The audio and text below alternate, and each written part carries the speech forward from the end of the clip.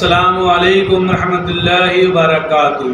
मैं मोहम्मद जावेद, सच की आवाज़ एनपीएस न्यूज़। देखिए आज की ताज़ा खबर। कौन देता पब्लिक को? तुम देते जवाब। ये चलने वाला नहीं है सलाउद्दीन भाई। डेली तुम आना, डेली यहाँ बैठना, कॉन्ट्रैक्टर क्या काम कर रहा है देखना, रिपोर्ट देना। मेरे को सदर साहब को रिपोर्ट देना है।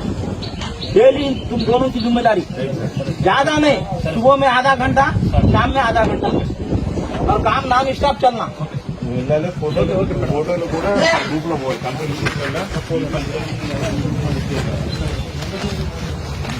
हर काम की परसेंट सामने करा तुम क्या काम करा चाहिए तुम।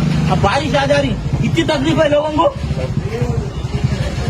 बोलो तकलीफ है नहीं है? कौन जिम्मेदार है उसके? तुम हाथ दिखा रहे ना, तुम्हारे को नहीं दिख रहा? फिर